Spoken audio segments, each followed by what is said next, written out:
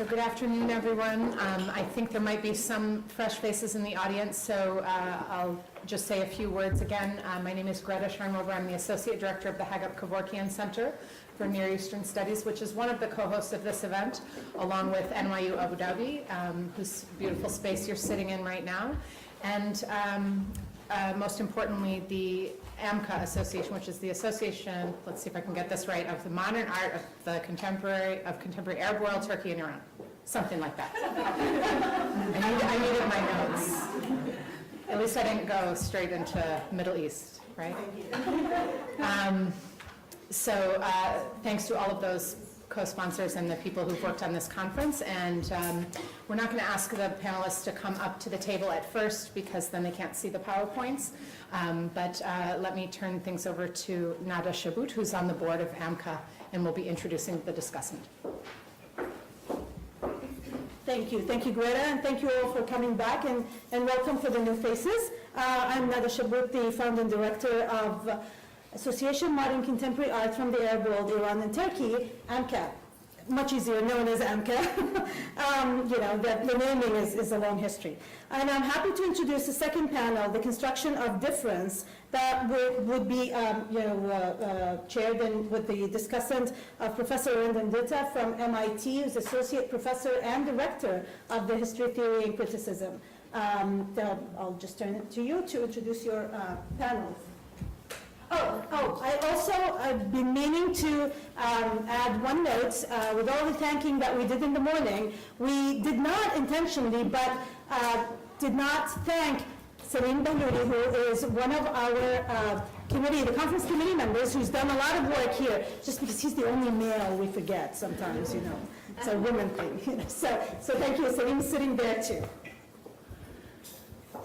Okay, I think I'm just going to announce the speakers and one by one as it's time for their talks, and then we'll do it quick, and then hopefully there'll be more time for discussion.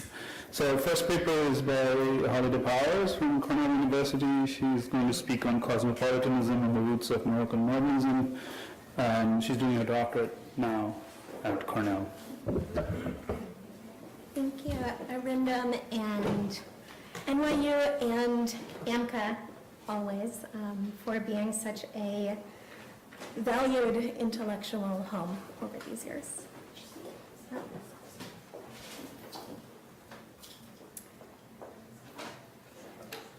Okay. Architectural historian Jean-Louis Cohen recently argued that the history of architectural modernism in Morocco cannot only be a national story. In the 20th century, for Cohen, it's not possible to talk about architectural modernism for a nation divorced from broader international connections due to the movement and circulation of people and ideas thanks to new technologies. This is equally true of the art history of modernism, and particularly of the experience of modernism within the Casablanca School. I appreciate the desire of this conference to map out Arab modernisms on their own terms, as opposed to judging based on the intersection or otherwise with the European experiences of modernism. However, I would caution us at this point not to equate avoiding the comparative model with taking seriously the intertwined art histories of these multiple modernisms. I would go so far as to argue that most experiences of modernism in and out of Europe are undergirded by cosmopolitanism and the transnational movement of ideas that are then articulated within a precise social, cultural, and political context. However, in this paper, I will focus only on the case study of Morocco, and particularly on modernism within the group that would go on to form the Casablanca School. I argue for a reading of Moroccan modernism that is deeply rooted in a contemporaneous national context, yet that arises from a cosmopolitan foundation in dialogue with transnational anti-colonial intellectual movements. Rather than explaining away these transnational connections, I think that they are at the crux of modernism itself. To be clear, when focusing on the movement and cosmopolitanism of these artists, I'm not suggesting that they are copying an external modernism. To the contrary, to force a solely national narrative onto Moroccan modernism is to ignore the rich intersections and explorations that were fomented by the globalism of these artists and their training. This then precludes the possibility of trying to separate Moroccan modernism out from these inextricable tangles of influence and collaboration. At the time of independence in Morocco in 1956, the art schools in Casablanca and Tetuan were both colonial institutions, respectively French and Spanish. Morocco had been colonized by the French in 1912 and in the north by the Spanish in 1913. It was treated as a protectorate, and independence was a much less violent struggle than in neighboring Algeria.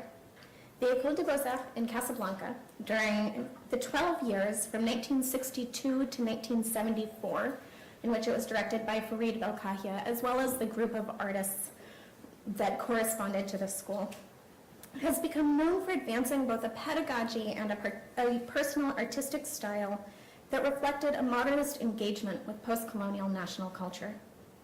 Although this is a conference that is particularly devoted to formal analysis, I apologize in advance for the few images that I have. If I have faced issues in attempting archival work on the Casablanca School, it is particularly difficult to trace what came before, the study abroad and the international exhibitions. This part is the before. That is, before the brunt of the history of artistic modernism in Morocco, much as it plays a major role in creating its foundation. Records within Morocco of these exhibitions and this time abroad are minimal and often filled with factual discrepancies. Veering away from formal analysis in this paper is also supported by the lack of clear formal overlaps within the style of these artists. Shown here is the image of the 1969 Exposition Manifeste in Djamel Fana and Marrakesh, including works by 6 of the major Casablanca artists that showcases their diversity. Casablanca School art historian Tony Moraini, looking back on the post-colonial period, writes about Morocco, and I quote, "More than a style, modernity, thus understood, was a spirit and an attitude. Far from being established like an academy of styles, modern art became the space of questioning and unveiling," end quote. I take this claim seriously and will go forward in this paper treating modernism primarily as a discursive construction, that is, thinking of modernism in terms of the actual claim of being modern. Part of the international and cosmopolitan foundation of the Casablanca School came from the importance of study abroad for all of the artists after independence and prior to their appointments back in Morocco in the mid-60s up until the early 1970s. The movement of artists, ideas, and artworks following independence up until 1963, which was the year of the Rencontre Internationale in Rabat, was decidedly extra-national, and events within the boundaries of Morocco were rare and always leading towards or framed by experiences abroad. I use the concept of cosmopolitanism here to consider personal alliances experienced outside of the framework of the nation-state within the highly mixed populations of certain major city centers. Although cosmopolitanism suggests an ease of movement and exchange, I want to foreground that cosmopolitanism, as experienced by post-colonial Moroccan artists studying abroad, was by no means effortless. While the demographics of cities like Paris and Rome were changing with the influx of artists and intellectuals from the former colonies, most artists that I interviewed about this time abroad, particularly in Paris, emphasized the isolation and racism they faced. This was in part linked to broader anti-Maghrebi sentiment in France, coming at the height of the Algerian War for Independence. Whatever the cause, though, for these artists, the experience of cosmopolitanism was always partial, hard-won, and intrinsically limited. Many artists had scholarships, primarily from abroad, aimed towards newly independent nations, but also paid for by Morocco itself. Most left for abroad before there was a distinct modernist artistic scene in Morocco. Even if these artists were framed by their national identity by scholarships, and especially in exhibitions, this era predates a distinct national art scene. The artists did not go abroad as representatives of a national cultural scene, but as individuals trying to expand their personal horizons. International exhibitions created an idea of a national scene, before these artists come together to work toward one themselves. And it is these exhibitions that I will focus on for the remainder of this paper. I want to suggest that it is originally within this constellation of exhibitions that a distinctly national art movement was built. In other words, the very claim of a distinct Moroccan art arose in international exhibitions that took place while all of the artists were working and studying abroad. That is, the national framing comes from outside, comes from international exhibitions before it comes intranationally. I am particularly interested in exhibitions that the artist chose to include in the chronology of Moroccan art in the leftist cultural journal Souffle in 1967, and this is the cover of that issue. As this was a chronology written by the artist that I am interested in, and you will see it here, it is worth taking seriously the exhibitions that they themselves laid out as important a few years later. This does not mean that this chronology is the only possible chronology of exhibitions, but instead that for the artists, there were a number of international group exhibitions that they believed were formative in the history of the Casablanca School. I want to emphasize again, though, that I'm working without images because of the difficulty of finding them. Given the paucity of resources, the conflicting information, and the rarity of photographs of the exhibitions themselves, I approach many of these exhibitions via their catalogs or, in their absence, by news articles. That is, by the framing of the artwork more than the artwork itself. I believe that this is an incomplete image of an exhibition, and that art works in ways that are far less direct than within the umbrella ideas used to present it. But this is the reality of the sources that I've found up until this point. Focusing on the most important of these exhibitions of Moroccan modern art, the constellation of locations that I see starts in Tunis, moving to SF MoMA, Washington, D.C., and Alexandria and Paris for their respective biennales. Each of these exhibitions adds an important layer. The first exhibition in which Moroccan art is exhibited not as individual artists, but framed as distinctly Moroccan that I find, was an exhibition of peintres marocains, Moroccan painters in Tunis, Tunisia, that included Farid Belkahia and Mohamed Shabab. Although this exhibition is neither linked to a specific institution nor included in the Souffle chronology. Interestingly, it appears that the 1957 exhibition was something of an exchange, as the Musée des Udaya in Rabat, a structure run by the Ministry of Culture, showed the Exposition de la Peinture Tunisienne, which is shown here, in October-November 1957. The preface in the catalog of this latter exhibition, written by Lamine Chabi, comments on the dépaysement of art. That is, the geographic displacement and positive and productive disorientation of being somewhere new.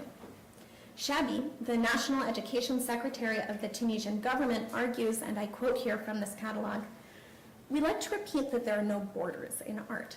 Without question, insofar as art laughs at borders, insofar that they disappear before it.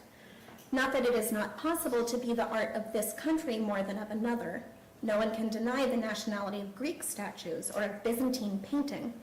But this specificity does not at all make it incommunicable from one territory to another," end quote. This is a brief but important expression of the argument that many people made and believed in during this era, because it suggests that a national focus and a universal intent, and I use the word universal because Chabi goes on to write about what he terms the universality of art, are not mutually exclusive. That art can be deeply tied to and understood within a distinctly national framework, but still cross borders and connect to a more broad audience. I do not have time here to trace all of these exhibitions. SF MoMA presented Moroccan modern art in 1957 within a slowly shifting exhibition policy opening up selectively towards international modernisms. The Washington, D.C. exhibition, Contemporary Arts of the Arab World, here's the headline from a review of that, in 1960, was organized by a committee of cultural attachés from embassies in Washington and included individual countries via their embassies, including Morocco, Sudan, Iraq, Jordan, and the United Arab Republic, then brought them together as one major show. The Alexandria Biennale, which began as the Biennale of the Mediterranean in 1955, first included Moroccan artists in 1957. In a question of transnational movements, this Biennale allowed artists to cross both the colonizer-colonized divide as well as the East-West divide, an interesting tilt to the axis that had until that point focused primarily on the North-South connection to former colonizing countries, specifically France and Spain.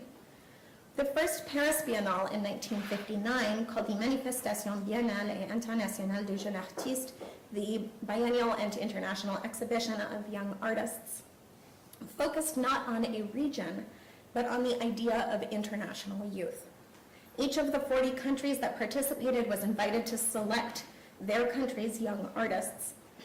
Although, given that it was prior to many countries' independence, France is listed as France et Communauté, France and Community, to include the overseas territories such as Algeria. The Moroccan pavilion was curated by Ahmed Sefrimi, who was at that point Director of Historical Monuments, Arts, and Folklore. Sefrimi, in his curatorial essay, frames the artists' merits by their cosmopolitanism, and especially their dual pathways in Europe and in Morocco. He writes, and I quote again from this catalog, "These young people, highly encouraged, visit the museums of Europe, take part in international exhibitions, diligently take classes in well-known academies and studios. They come back to re-immerse themselves in the light of their country, to quickly pick up the baton of their pilgrimage again and continue this quest that for a real artist has no end." End quote. Sefrimi's article thus is a precise testament to this moment in the art history of Morocco, in which it was both natural and important, celebrated even, for artists to leave the country in order to be able to work, returning only to re-immerse themselves in the light of the country. Moroccan art was showcased on its own a few years later at the exhibition in 1963, 2000 ans d'art au Maroc, 2,000 Years of Art in Morocco, at the Galerie Charpentier in Paris. The exhibition was an official initiative suggested by the Moroccan ambassador in Paris to honor the first official visit to France of King Hassan II, seen here in this picture. Unlike many of the exhibitions that I discuss here, where information is piecemeal and full of holes, the Kandinsky Library at the Centre Pompidou in Paris has retained the gallery's archive, including a relatively full archive of this exhibition as told from the point of view of France. It is a telling moment in a post-colonial history of Moroccan art. Rather than showcasing a long and glorious visual history within the discrete boundaries of Morocco, the exhibition happens in the Metropole in Paris to celebrate the new king's first official visit to the former colonizer. The archive shows a story of different expectations in France and in Morocco, and a series of miscommunications, which is in many ways an ideal case study of what cosmopolitanism within exhibitions in the immediate post-colonial period might mean. The exhibition included many autodidactic artists, as well as increasingly well-known modernist artists like André Albez, Ahmed Sharkawi, and Farid Belkahia.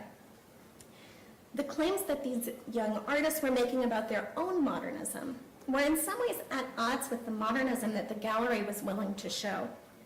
Galerie Charpentier owner and director Raymond Nascenta writes the preface to the catalog, written in romanticized and exoticizing language, creating a discourse that distinguishes French modernity as being of a different temporality than unchanging Morocco.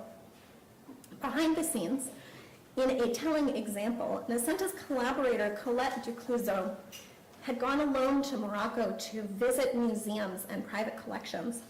On May 29, 1963, she sent a telegram as urgent to Nascenta, saying, and I quote, "Do not understand my obligation here to dissociate so-called prestigious exhibition and so-called artisanal exhibition. Stop," end quote. This is a telling communication gap between artists trying to assert their right to what she calls a prestigious exhibition, framed in the same kind of terms as any other modernist exhibition that was happening in Paris at the time, and a gallery trying to insert them into a historical continuum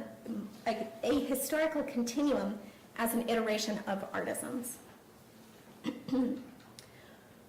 While I'm not interested in making an argument about when modernism began or with what artist, each of these exhibitions happens before there is a distinctly national and self-proclaimed modernism within Morocco. And I emphasize the national character given the stakes of post-colonial national culture within the discourse of these artists. But by the time there is a major exhibition in Morocco, the Rencontre Internationale in Rabat in 1963, and you can see it in December right after the Paris exhibition, there was already an accumulated discourse, created in discourses that existed solely outside of Morocco in exhibitions that were abroad, featuring artists that were almost 2-1 abroad. Each exhibition made a claim for what Moroccan modernism was, where its networks were, and how it was constellated, how it fit into national youth movements as well as within the region. The Rencontre Internationale, the international meeting in Rabat, was openly, at least in part, a direct response to 2,000 years of art in Morocco, and was the first major exhibition that happened of modernist art within the boundaries of Morocco itself. The exhibition hosted major European and international modernists, including Picasso, Miro, and Papa Tall, alongside the Moroccan modernist artists. In the catalog essay by museum director Naima Khatib, while the artists had been working abroad, and I quote, according to the laws of Moroccan hospitality, end quote, they wanted to invite colleagues to Morocco and welcome them there, an idea that took hold for Khatib during the exhibition at the Galerie Charpentier that she had collaborated on, and she says this very openly. Bringing international artworks to Morocco both frames the Moroccan artists within a cosmopolitan international art world and suggests that Morocco could be, like the metropole, a place of exchange, a place to host visiting artists from all over the world. So in conclusion, even without focusing on the importance of the actual studying abroad, which I glossed over pretty briefly at the beginning of this talk, by mapping out the international exhibitions that created a discursive foundation for Moroccan modernism even before it existed as such within the boundaries of Morocco, we are well outside of a comparative model. This is a tangled web of influences and claims in which artists and art professionals were active participants. It is not modernism as a copy or in comparison to other models, but it also precludes writing an art history of Morocco that exists solely within the national boundaries of Morocco. If we embrace the ways in which these international networks are constitutive of the experience of modernism itself that can then be articulated within a local context, I believe that we can work more organically towards a model of modernism that is far more complex than comparison. Thank you.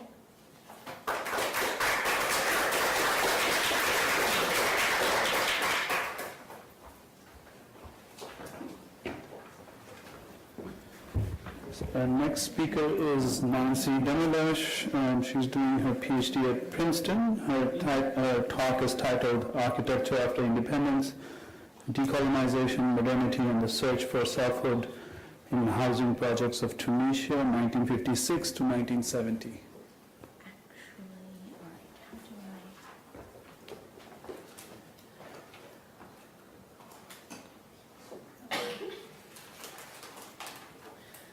Should interject. First of all, my title is different than that listed in your program, but like all academics, we're allowed to revise.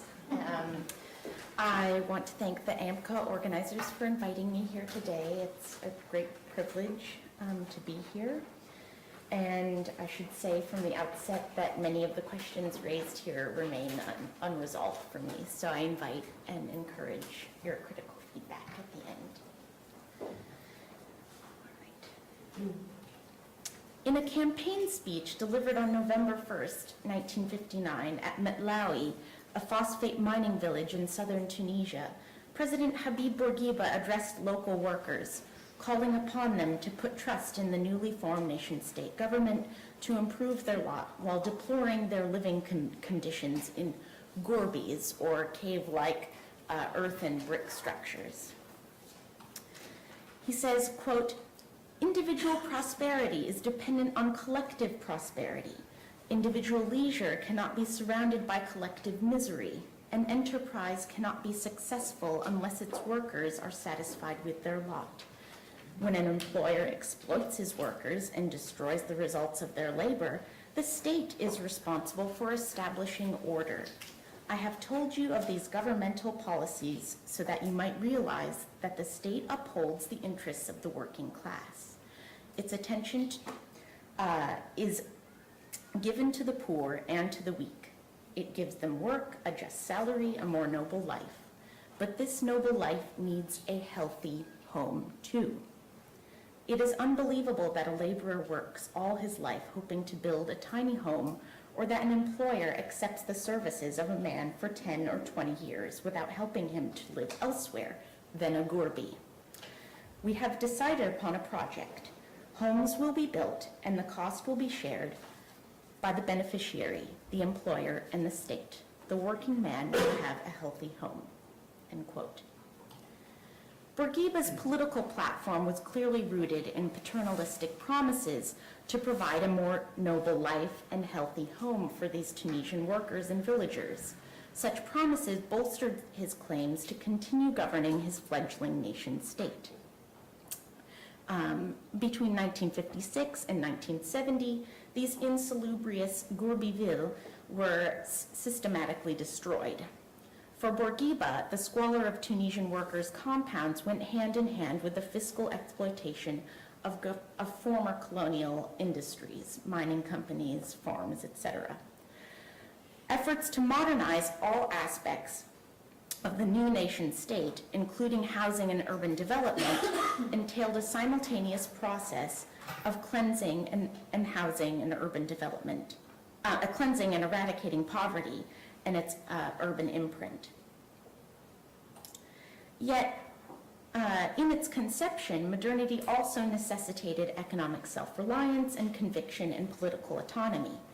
But in this historical moment, just following independence, what was the archetypal healthy home of a Tunisian worker supposed to look like?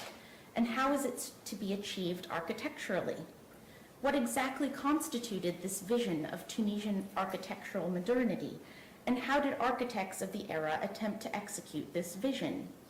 And perhaps most importantly, was the working class always the key patron in mind, or were other interests upheld in spite of the working class dire lodging needs? In this paper, I will consider two sides of urban and housing developments in Tunisia's post-colonial state, both the demolition of Gourbi-ville on the one hand and the preservation of certain architectural structures on the other. Firstly, I will examine the origins of the stigmatization and subsequent destruction of these Gourbi-ville. Secondly, I will take up another case study analyzing the renovation project of Sidi Bou Said, prompted by the Association of Safeguarding the Medina, or ASM, in 1973.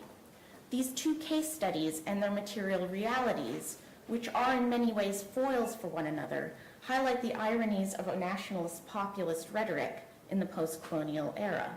It would seem that these case studies, one entailing demolition and the other preoccupied with refurbishing a tourist town, that the post-colonial government's chief goal of modernization not only displaced low-income populations, but in the chief goal of modernization, but in the process of doing so, privileged the cosmetic appearance of the urban landscape over the social well-being of Tunisians. While the urban restoration of Sidi Bou Said is a beneficial contribution to the Tunisian people, the subsequent proliferation of unplanned urban settlements as a result of razing Gourbi-ville certainly suggests otherwise. In the wake of independence, President Habib Bourguiba's mission to proffer healthy homes was inextricably linked to overt goals of urban aestheticization. Urban historian Paulo Colarossi identifies two types of self-built habitat projects that developed in the Protectorate period. The Gorbyville is one, and the peri-urban self-built habitat is another. With the rapid influx of rural urban migrants fleeing poverty caused in part by infertile crops, as well as European, a self-built habitat policy was enforced in the early 1930s to allay the housing shortage. Even though the official housing market was an unviable option for lower income families, this community of the urban poor was essentially coerced to build for themselves. The urban-rural divide was exacerbated by class politics. Tunisian urbanites referred to those from the desert villages as afaqi, or those from beyond the horizon. The Gorbyville districts came into being spontaneously in the 1930s and 40s in the immediate surrounds of Tunis. These plots of land were generally state-owned or bear an unclear legal status, and they were occupied by rural migrants who built earthen or tube or brick structures. In form, a Gorby house typically follows the courtyard plan and can be characterized as a low, irregular structure, often with a sloping thatched roof. All in all, these settlements emerged from the city's physical and spatial lack of sufficient infrastructure to accommodate a burgeoning influx of rural migrants. This case study prompts us to consider a crucial question. How do forgetting and dislocation cohere and forward the idea of national progress? State-sponsored efforts at raising the Gorbys, formally issued in a decree on March 16, 1957, went hand in hand with methods for beautification or embellissement. Planning operations entailed both selective preservation of certain districts and treating problems that contributed to urban decay. The stigmatization of the Gorby house type and the Gorbyville precedes nationalization. Low-cost housing initiatives had existed in Tunisia even under the Protectorate, though they were somewhat limited financially. The Habitation à Bon Marché, or HBM societies, were established in Tunisia in 1919. After bombardments by both Allied and Axis forces of Tunisian cities, namely those of Tunis, Sifax, Sousa, and Bizerte, the Commission of Reconstruction and Housing was created in 1946. From 1954 onward, the Opération Gorby was a protectorate campaign opposing the growth of Gorbyville. Gérard Blacher, the official commissioner for Reconstruction and Housing in this period in the 1950s, described the lack of sturdiness posed by these Gorby homes.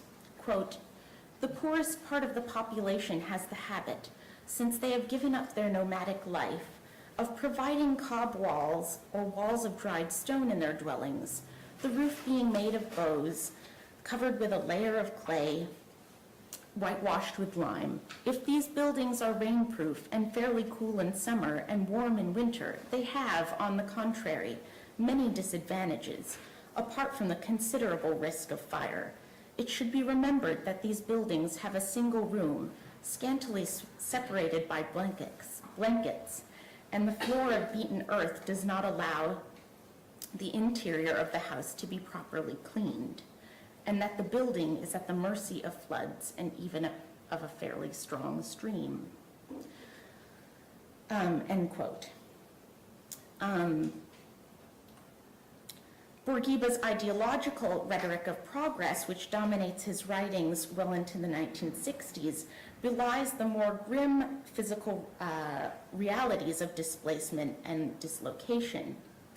Quote, this is Bourguiba talking, "Substantial progress has been made in sanitation and housing construction, particularly for low-income families. The fact that the government government is working to build a modern, progressive nation explains why its prestige has remained intact in spite of the heavy responsibilities it has had to shoulder. Tunisia's progress in every area during the last 10 years is visible to the naked eye. Every Tunisian senses it and sees it all around him," end quote.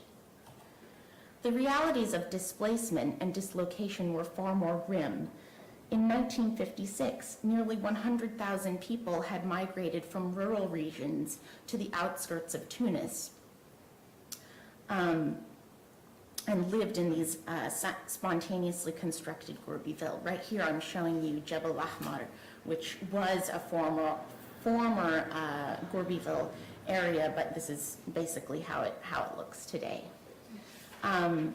From 1960 to 1965, 5 such Gourbivilles were demolished in Tunis to be replaced by a new housing scheme proposing the construction of 180,000 new buildings, of which only 104,000 were actually realized. And it should be also noted that 80% was allocated as private housing and only 20% as popular housing. So again, there's a huge discrepancy. Ahmed Kassab has analyzed state attempts to control irregular and illegal Gourbiville, attempts which have mostly failed. First off, demolition was a costly endeavor. For example, the Gourbiville of Melassine and Jebel Ahmar here outside of Tunis were left mostly untouched out of lack of funds. But even out of the Gourbis that were razed, the urban poor residing in squatter settlements similar to Gourbiville are overtly resistant to externally imposed transferal schemes. These new outposts usually have become sort of sequestered ghettos.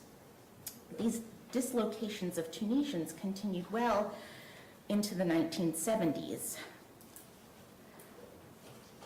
A new residential neighborhood called Cité Ibn Khaldoun was constructed, but was built, however, with little regard to the sociological needs of families, particularly concerning the spatial requirement for privacy.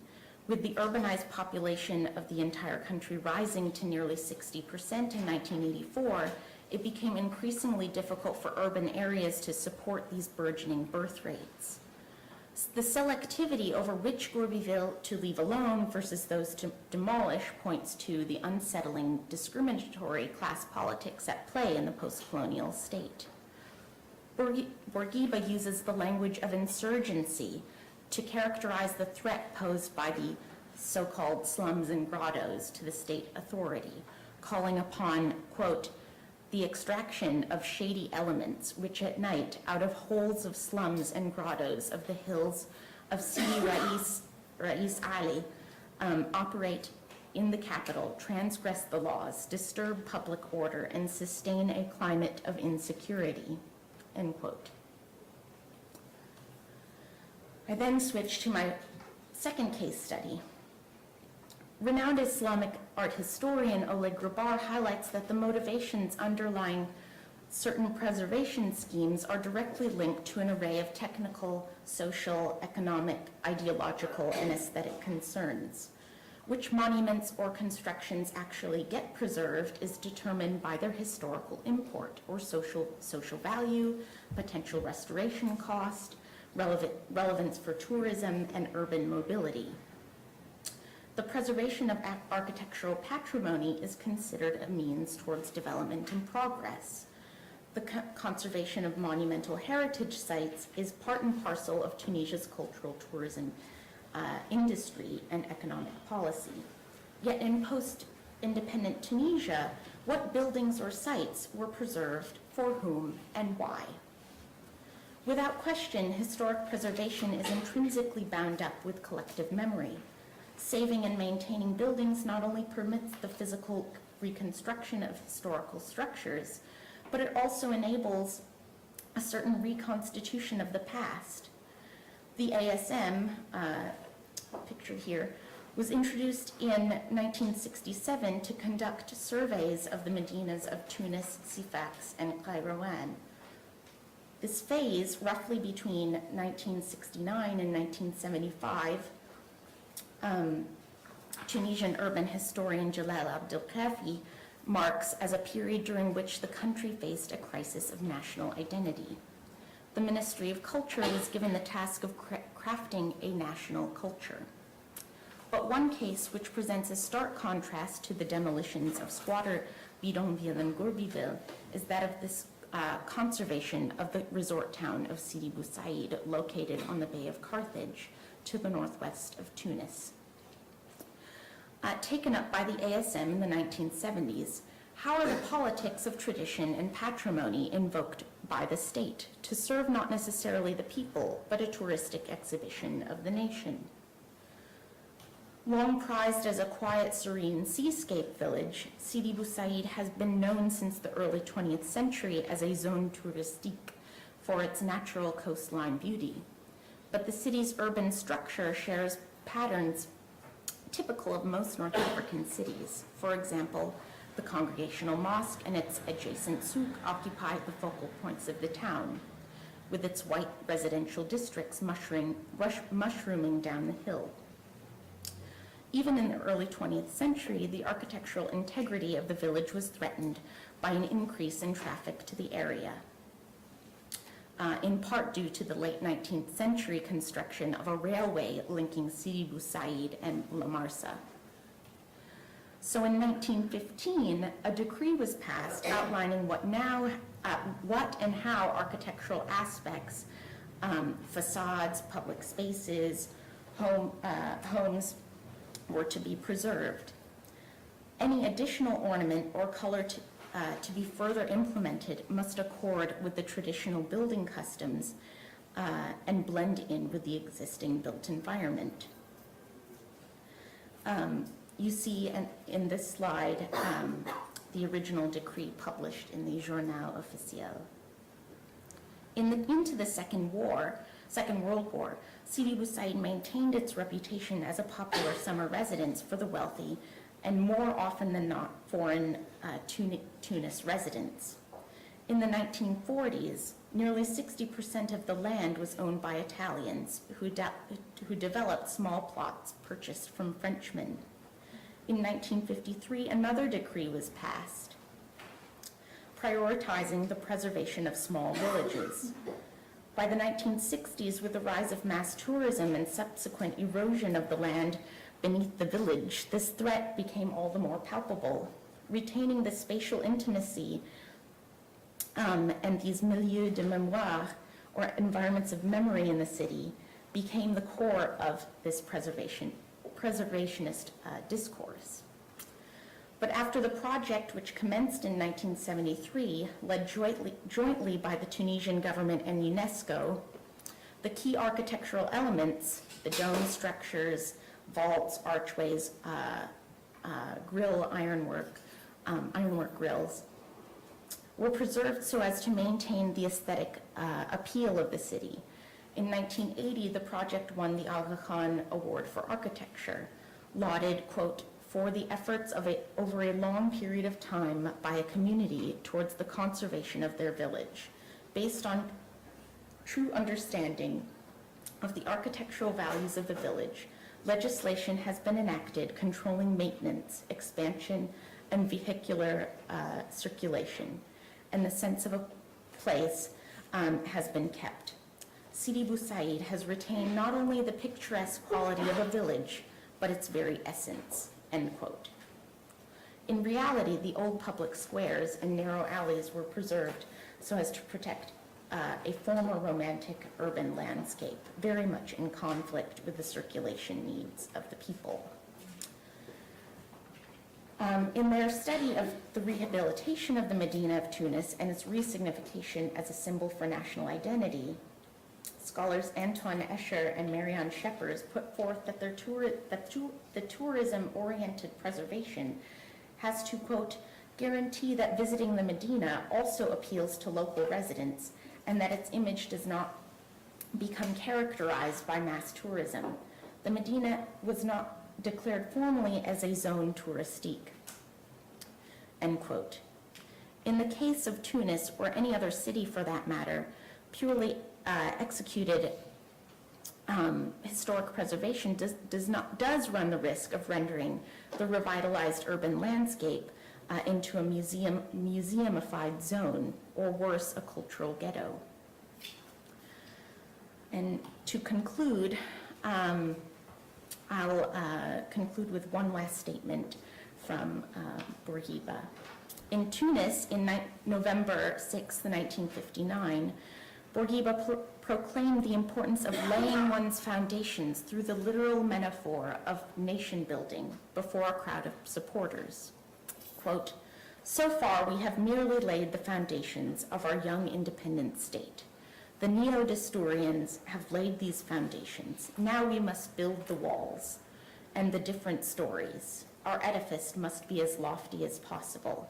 It must attain the highest summit which humanity can achieve. Our entire nation is invited to take part in this task. Each successive stage is just as important as the laying of the foundations," end quote. It is clear that with the influx of rural-urban migration, many of Tunisia's major cities did not possess adequate infrastructure and lodging to accommodate this population surge.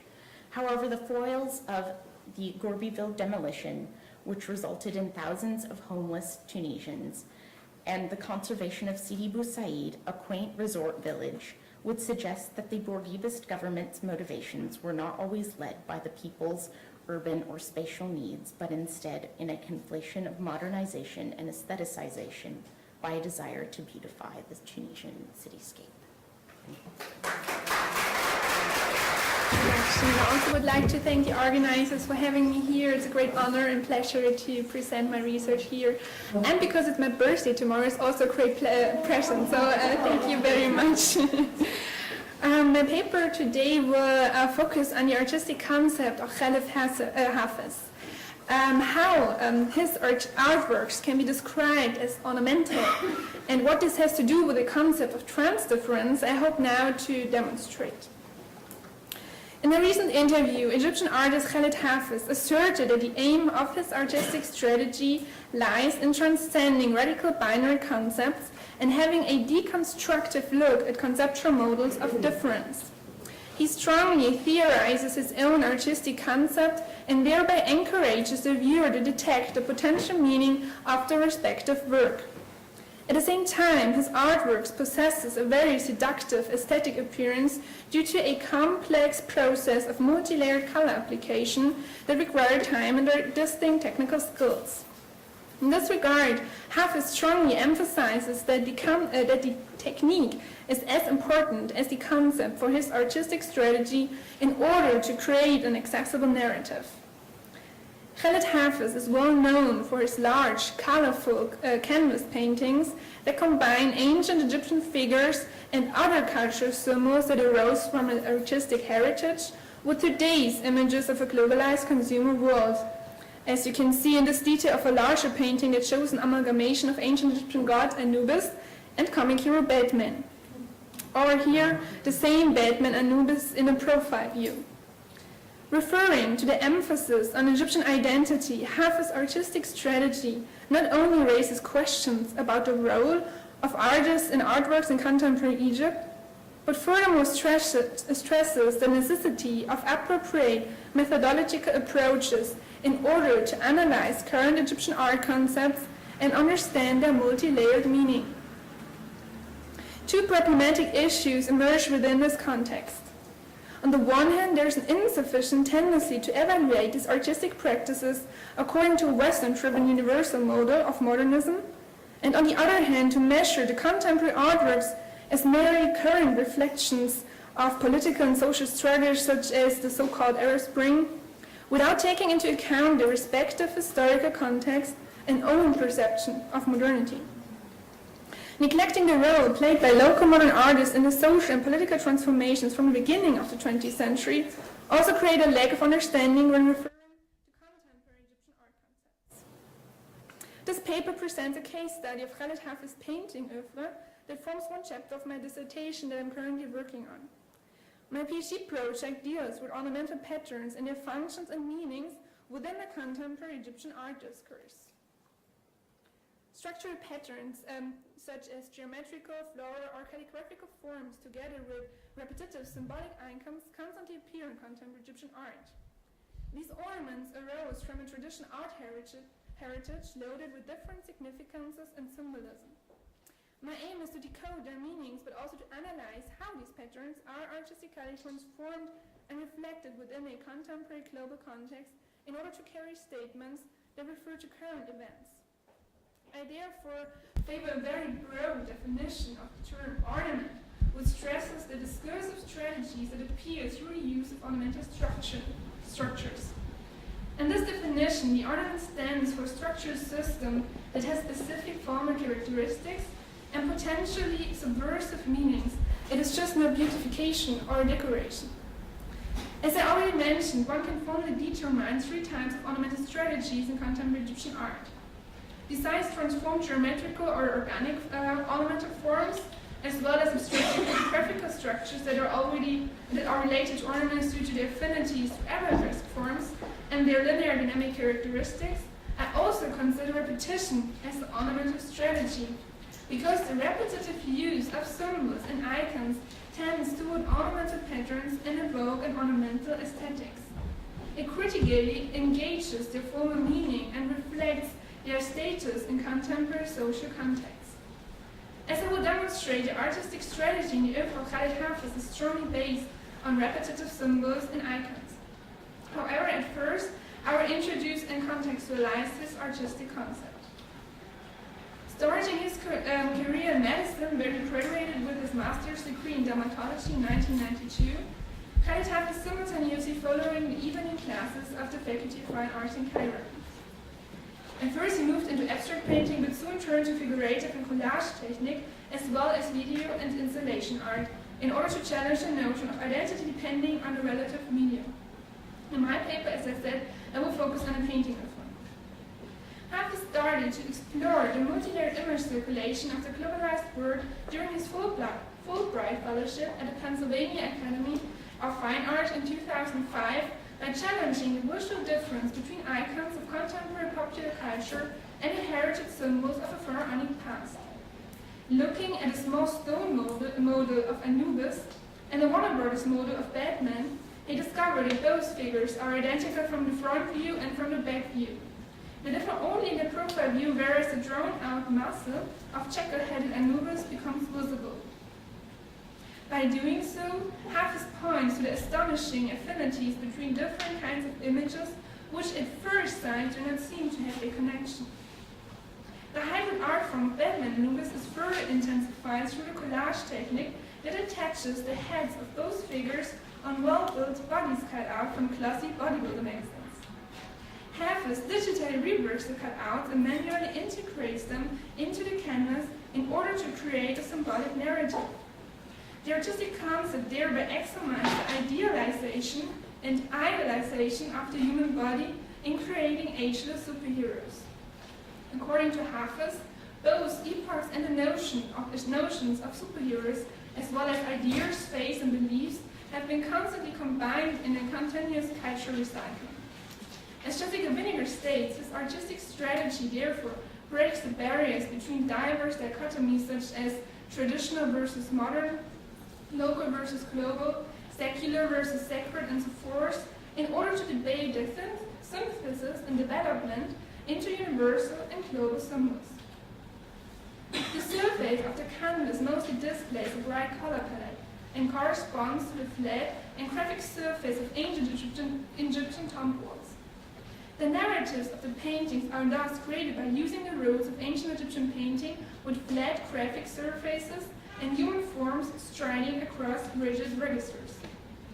Hafez explores the different modes of narration in order to decode the modus operandi of communication within images. In his opinion, ancient Egyptian wall paintings and modern mass media are comparable to Jean Baudrillard's theory of simulation. They both create an illusion and become a simulacrum of history. Ancient wall paintings create an attractive visual illusionist realm, showing the deceased tomb owner in scenes of sheer happiness together with his family, or scenes of victory over the forces of evil, for example. Similarly, modern mass media create paradigms of reality in terms of their own agenda and intent, which slowly blur the boundaries of the fake and the authentic. Thus, the simulacrum comes true and evokes an illusionist reality. Hafiz takes ideas of Baudrillard's philosophy to question notions of truth in a contemporary globalized world loaded with all kinds of symbols, icons, and consumer goods, paired with ideology, hegemony, and propaganda. In order to contextualize the oeuvre of Khaled Hafiz within the modern Egyptian art history, it is essential to know that pharaonic elements already played an important role for the emergence of modern Egyptian art at the beginning of the 20th century. 1908 was generally considered to mark the beginning of modern Egyptian art, and this year, Prince Yusuf Kamel opened the first Egyptian School of Fine Arts. The formation of modern Egyptian art was part of a broad modernization process that included both an economic and political as well as an intellectual and cultural change that is generally known as Nakhta, which means in English awakening. The so-called pioneer generation of modern Egyptian art, such as Mahmoud Mukhtar or Muhammad Nali, constantly used pharaonic form elements and subjects in their artistic concept in order to develop a genuine Egyptian modern art. For instance, this image shows the famous sculpture Egyptian Awakening of Mukhtar that was uncovered at a public celebration in front of Cairo's main train station on the 20th of May 1928. It was later relocated on the Nasser and is placed today on a traffic island in front of the Cairo University. It displays a peasant woman who is unveiling herself and who lays her right arm over the shoulder of a sitting sphinx, in doing so symbolizing both the past and the future of the Egyptian nation. As for instance, this year's exhibition, Le Théorème de Nefertiti, at the Institut du Monde Arabe in Paris highlights the pharaonic elements in the arts served a nationalistic identity model in the 1920s. In the wake of the Egyptian independence movement, the local elite used the topic of pharaonism in the arts in order to maintain their privileged status. Whereas ancient Egyptian subjects were functionalized within the European Orientalistic discourse in order to legitimize imperialism and colonial power, the same images were thus conducive to the symbolization of nationalism within the Egyptian discourse.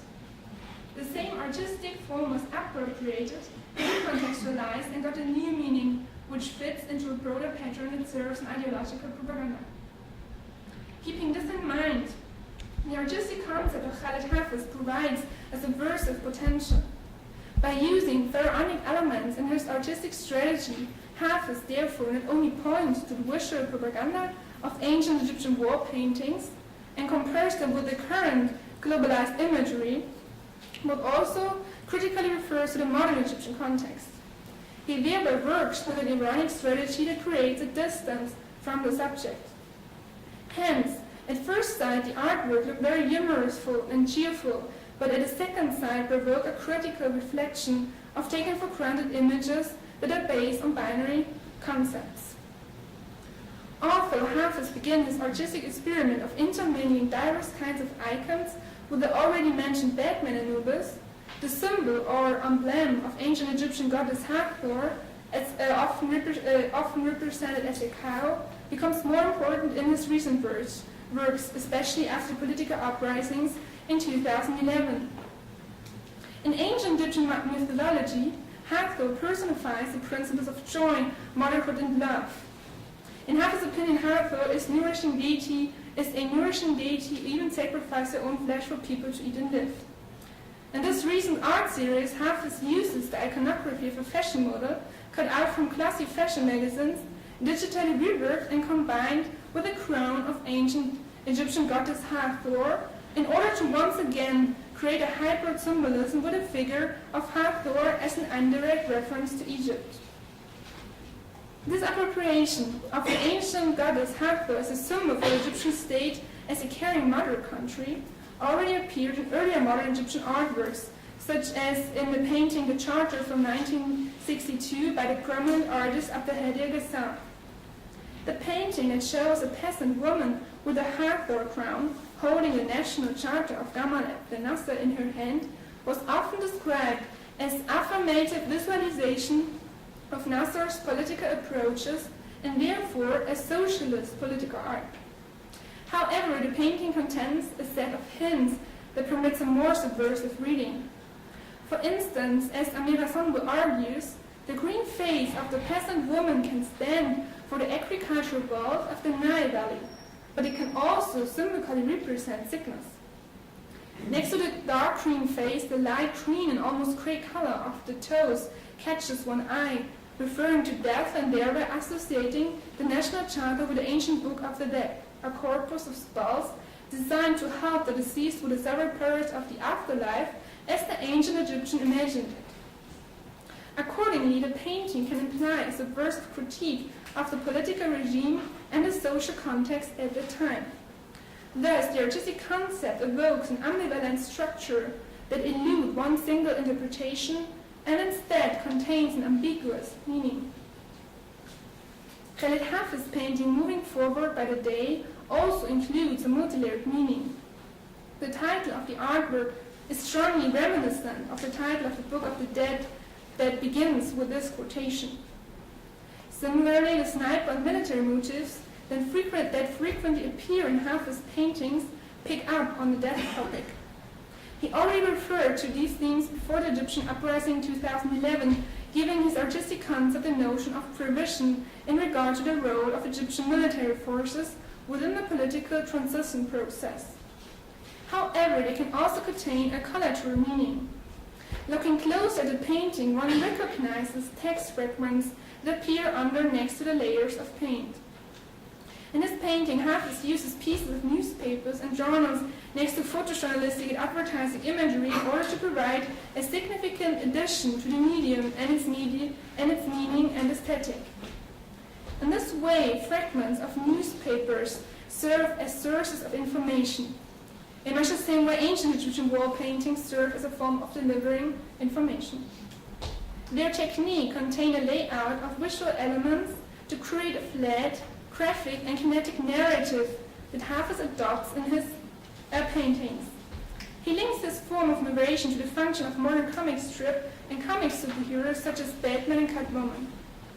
Keeping this aspect in mind, the composition of newspaper fragments and military symbols reveals a deeper meaning.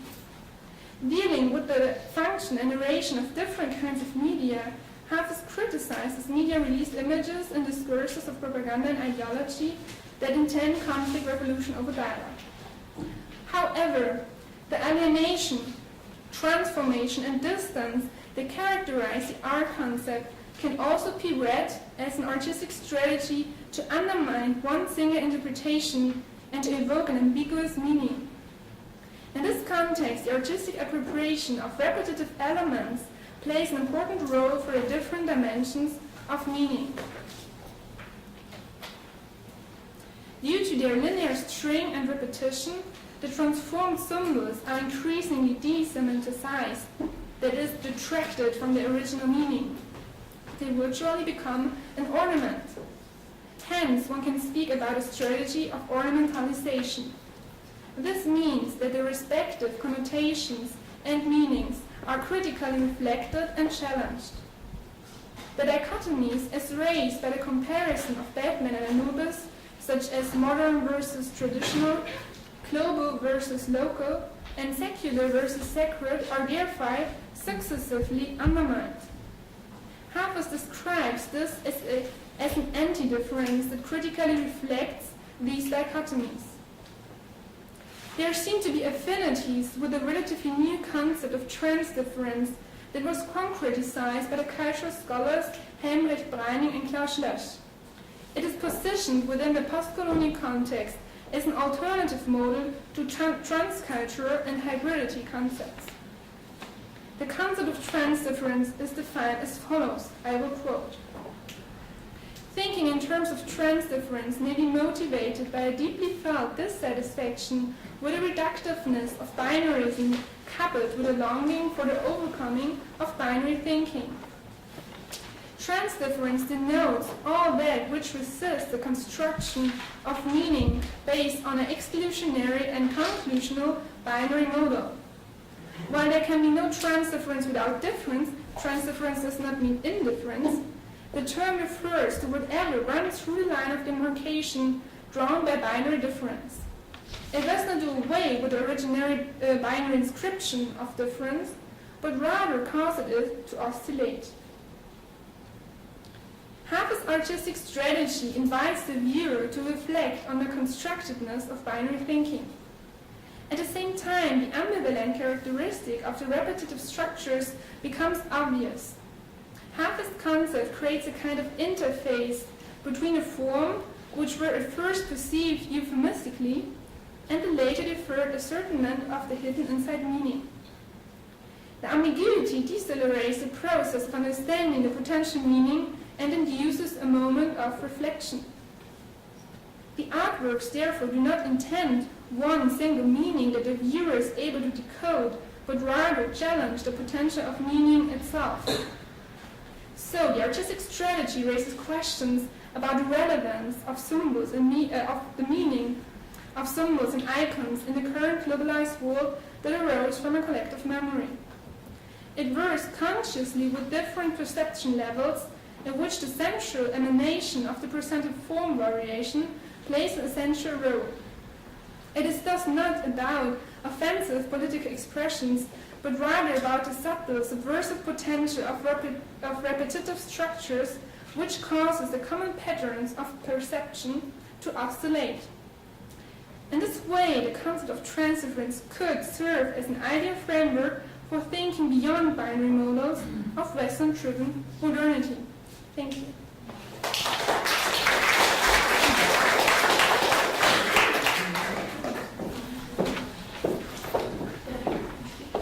Okay. Our last speaker is Elizabeth, aka Libby Miller. She's an assistant professor at Maryland Institute College of Art, and she's going to speak.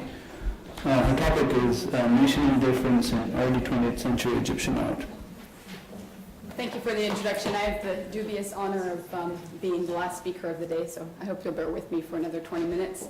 It's not my birthday tomorrow, but I'm really happy to be here nonetheless. And to share this talk with you titled Nation and Difference in Early 20th Century Egyptian Art.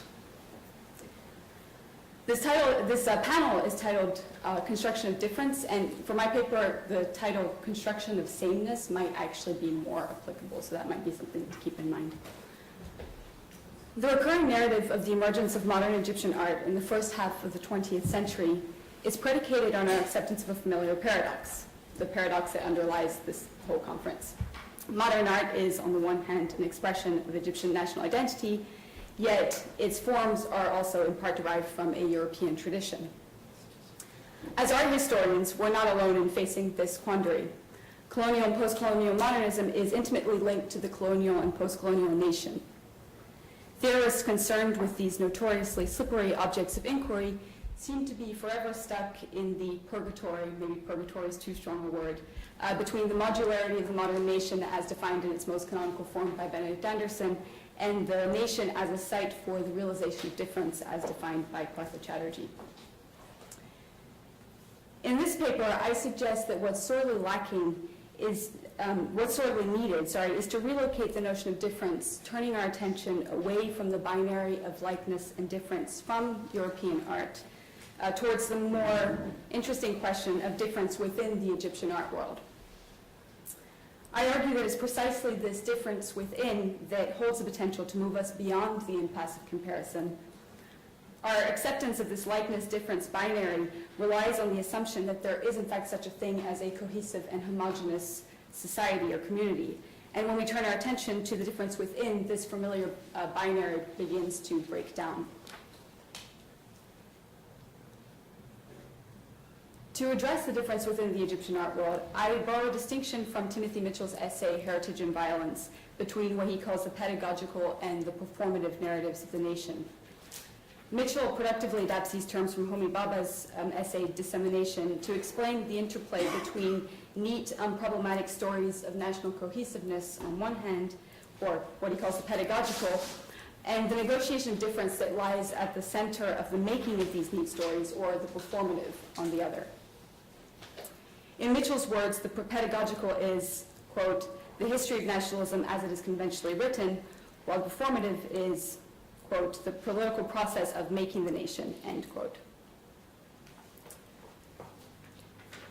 The distinction between the pedagogical and performative outlined above perfectly maps the two levels on which I wish to consider the story of the nation in the Egyptian fine arts between 1908, the date of the founding of the first art academy in Cairo, and the military coup of 1952 that would lead to the end of the British occupation and the monarchy. Egyptian secondary sources from the second half of the 20th century tie the emergence of a practice of the fine arts in Egypt closely to the awakening of national identity, constructing a neat story of Egyptian artists imbued with the mission of providing the nation with its own representations. Following Mitchell, we can assume that the process of constituting a practice and a tradition of the fine arts in Egypt in the context of the British occupation necessarily involves the negotiation of various forms of difference, which were then, or are then subsequently masked in what he would call the pedagogical narrative.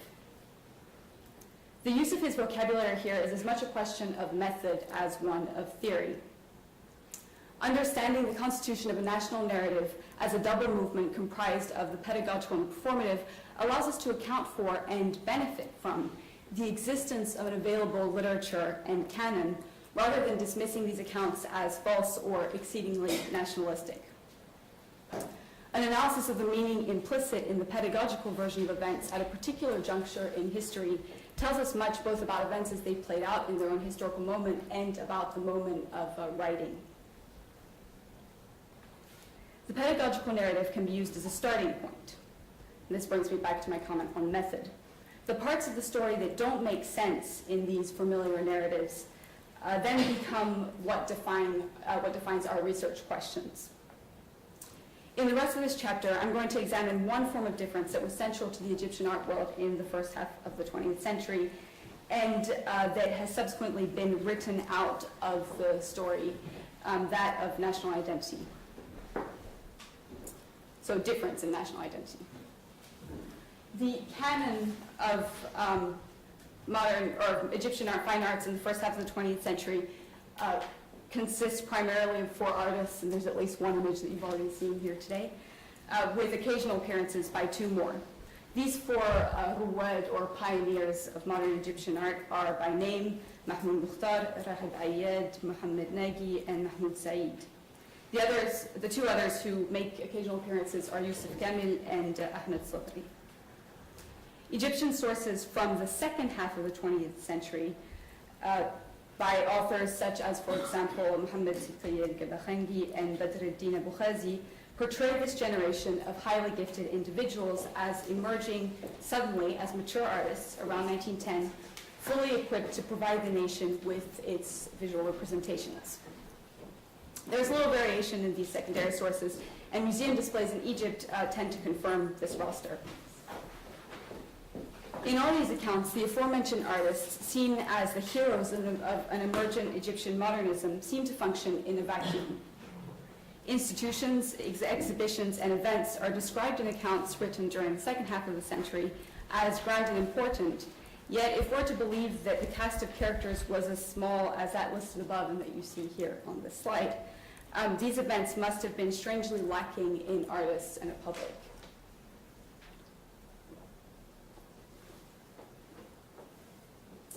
A review of the contemporaneous Egyptian press gives us some idea of events related to the emergence of modern art and their import in their own historical moment. Let me go back. Evidently, there's something missing in this account, which presents Mukhtar, Ayed, Nagy, and Said working in isolation under the sign of nationalist inspiration. How could such a small number of individuals with little institutional or social context for exhibiting, funding, diffusing, teaching, and learning art in a country with only a very new tradition in the fine arts suddenly make a splash on the national scene? The answer to this question is twofold. First, they did not. In fact, Egypt's budding art scene was, to begin with, a fairly insignificant affair whose existence was unknown to the vast majority of the Egyptian population. Yet, and this brings us to the second part of our answer, The Egyptian art scene was larger and its composition more diverse than the conventional narrative usually acknowledges. A review of the contemporaneous Egyptian press gives us some idea of events related to the emergence of modern art and their import in their own historical moment. The major foundational event in the historiography is the founding of the Cairo School of Fine Arts in May 1908, which Judith already mentioned. The idea for an Egyptian art school in the French Beaux-Arts model emerged towards the end of 1907, so the story goes, when the Prince Youssef Kemal, a prominent Egyptian landowner, asked the French sculptor Guillaume Laplagne, who was in Egypt sculpting the prince's portrait, to think about how such a project might be accomplished. The result was the creation of an art school that opened its doors in May 1908 with 4 departments: painting, sculpture, architecture, and the decorative arts, all of which were headed by European artists.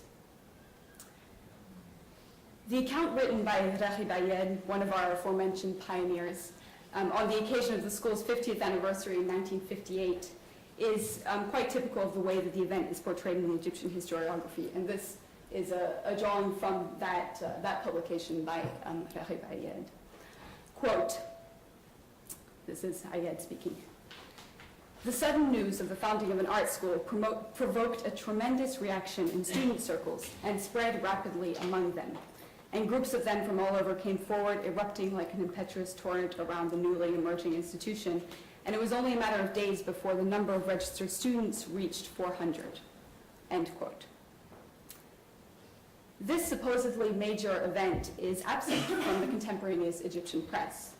And it seems unlikely that the School of Fine Arts attracted 400 students at its opening when the Cairo University, which was founded the same year and which actually received a lot more coverage in the press, attracted under 500 students. Similarly, an exhibition showcasing the work of the school's first graduates at the Cairo Automobile Club in 1911, January 1911 to be specific, which Al-Yabahangi, for example, wrote about in 1986 as a momentous event, received no mention in the press other than a short entry in the classified section of the daily El Jarida published the day before the opening. Other early developments in the fine arts cited in the historiography as important landmarks, events such as the first Cairo Salon in 1919 or the founding of the Société des Amis de l'Art in 1923, are equally absent from the press. In fact, there's virtually no mention of the fine arts in the Egyptian Arabic language press for the first 2 decades of the 20th century.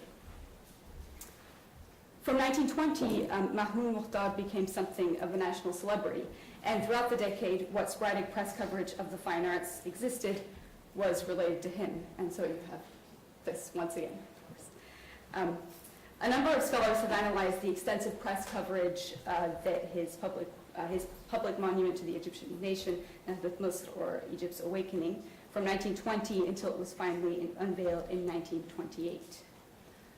In late 1927, the weekly Musawwar featured an article on the exhibition organized by the artistic society La Chimère, of which Mukhtar was the central figure.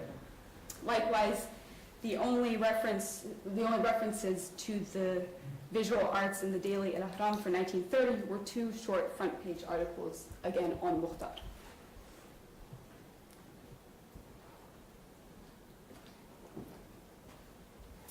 A more sustained interest in the fine arts in the Arabic language press began to emerge by the end of the 1930s, and alongside it, a concern with the issue of national identity in art.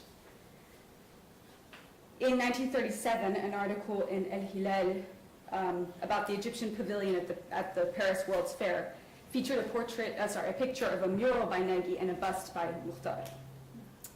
An article in Al-Risala from 1937 relates the distress of artists regarding the fact that, quote, the government does not grant them encouragement and support. Meanwhile, it spares nothing in its encouragement and support of foreign artists who come to Egypt, end quote. Thus, an overview of the Arabic language Egyptian press from 1910 to the late 1930s shows that next to coverage of Mukhtar's work, and contrary to some of the claims made in the historiography, modern art in Egypt only slowly began to acquire an audience and a place in the public eye. Where the fine arts did gain somewhat earlier exposure was in the abundant Francophone press. The annual salons that have been taking place in Cairo since 1919 were reviewed alongside other exhibitions, at least from 1924 onwards. What emerges from these reviews is a different picture from the one presented in state museums and publications and outlined above. Rather than a handful of Egyptians working alone at the vanguard of an art practice that embodied the aspirations of the nation, we catch a glimpse of an art scene composed not only of Egyptians, but also of people who would come to be considered as foreigners post-1952. A reviewer in the feminist journal L'Egyptienne wrapped up her article in the 1927 Salon with the following lines, quote, "I conclude by pointing out with pleasure that artists of all nationalities have taken part in this salon. Britons, Armenians, Egyptians, French, Italians, Greeks, Hungarians, Russians, Czechoslovaks, Turks, Yugoslavs, Swiss, and Swedes." A review of the 1930 Cairo Salon in the Francophone journal Ma Revue mentions a total of 63 artists, 38 of whom have European names and 25 of whom have Arabic names. And I'm very aware of the potential problems of counting artists in this way when I don't know who they are. I use this language indicator as just that indicator, but I'm aware that there are other aspects of national identity that we need to be weighed into this. So in this review, a total of 63 artists, 38 of whom have European names and 25 of whom have Arabic names. Maurice Brun's 1935 book, Peintre et sculpteur de l'Égypte contemporaine, includes a general survey of artists in Egypt and a review of the 1935 Salon. Of the 120 artists cited by the author, only 62 have Arabic names. In his review of the 1935 Salon, Brun was struck by the high number of Egyptians exhibiting in 1935 compared to previous years. He counts 96 Egyptian names without giving us a total number of artists, but telling us that there were close to 600 works exhibited. He also salutes the contribution made to art in Egypt by foreigners, saying, "The 1935 Salon has also allowed us to appreciate the important part played by Europeans in the artistic development of this country." In Alexandria, the presence of foreigners in the art scene was perhaps even more marked than in Cairo. The catalog of the Salon organized by the Alexandria Atelier in 1944 lists 38 painters, only 8 of whom have Arabic names. For 1945, the numbers are 37. Of these, 31 have European names. In 1946, 51, only 7 of whom have Arabic names. And for 1948, 60 painters, 13 of whom have Arabic names.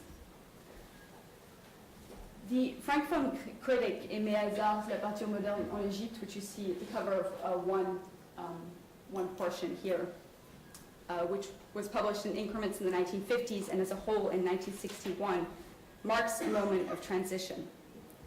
The author includes these so-called foreign artists, but separates them from Egyptians. The first 5 chapters of his book cover Egyptian painting, while chapters 6 and 7 are devoted to Armenian and foreign painters, respectively. And that's what you see here, the Peintre étranger d'Égypte. This kind of separation is not so, it's not as blunt in earlier criticism.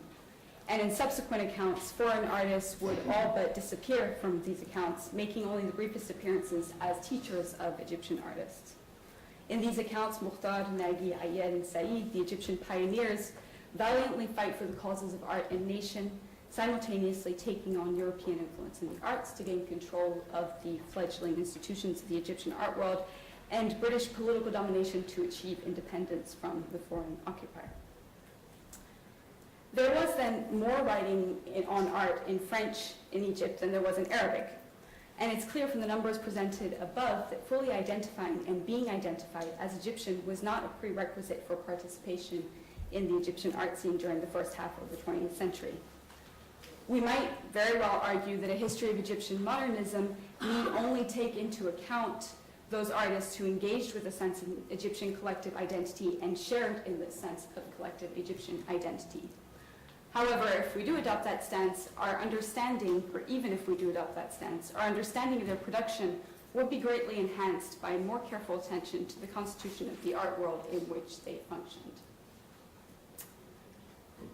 It should be clear by now that the mixed composition of colonial Egyptian elite society has to be taken into account in any analysis of modern Egyptian art. This world in which elites of various national origins rub shoulders with each other has often been celebrated under the guise of cosmopolitanism. We'll have an opportunity to discuss this later, Holiday. There are multiple accounts of so-called literary Alexandria, of which the most important is perhaps Michael Haig's Alexandria, City of Memory, that view the Egyptianization of the city since mid-century as the beginning of its downfall. There's also a small literary subgenre of nostalgic memoirs of childhood spent in Cairo and especially in Alexandria, seen through the lens of subsequent exile. Will Hanley does an excellent job of examining what underlies the use of this term cosmopolitanism in this context, in an article titled "Grieving Cosmopolitanism in Middle East Studies." The term, when applied to British-occupied Egypt, usually suggests a barely masked hankering for colonial golden age that, if it ever existed at all, was the purview of a restricted elite. The problem, and I don't pretend to have a solution here, then becomes how do we fully account for the undeniable presence and impact of foreigners in the Egyptian art world in the colonial context without falling into this kind of misguided nostalgia for a colonial cosmopolitanism. To do so, it's important that we trace how the composition of the art scene and the discourse surrounding it changed throughout the 20th century. We must examine the processes of cultural and institutional decolonization that had their roots in the decades leading up to 1952 and continue to unfold in the second half of the century. Furthermore, we must analyze the ways in which representations of the nation, such as those that I showed you earlier, are inextricably linked to the colonial relations that structured art institutions in Egypt. There's much more to be explored here with regard to this idea of nation and difference in the Egyptian art world in the first half of the 20th century. For example, we might look at how the presence of foreign elites came to be written out of the story of modern Egyptian art, how a discourse and a tradition of the fine and applied arts were established and nationalized in the 1950s, with notably the publication of the Arabic language art journal Sut al-Fannan, which I know Dina has done some work on.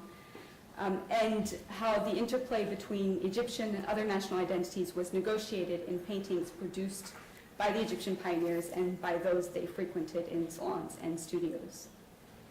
What's more, further analysis of the historiography is needed, analysis that would take into account the difference between, say, an account of early modern Egyptian art from 1958 and that from 1986. The method and vocabulary that consists of using the pedagogical narrative as a starting point to unpack the performative might also productively be used to address other forms of difference that structured the Egyptian art world, such as, for example, socioeconomic status, gender, or geography, both separation between the rural and the urban, and differences between Cairo and Alexandria, for example. Distinguishing between the pedagogical and the performative allows us to pick up the traces of the multiple and complex struggles through which the narrative with which we are familiar came into being. We know that stories about an emergent nationalism that found its expression in a heroic modernism must be treated carefully, yet it's sometimes difficult to know exactly what to do with them. I suggest that we must take them seriously as the traces of various forms of difference that are masked in these narratives. Thank you.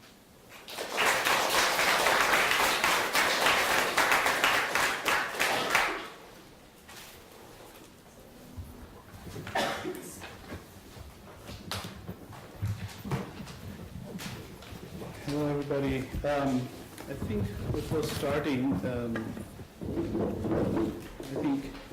I must warn you that I know nothing about the Arab world, Turkey, and Iran.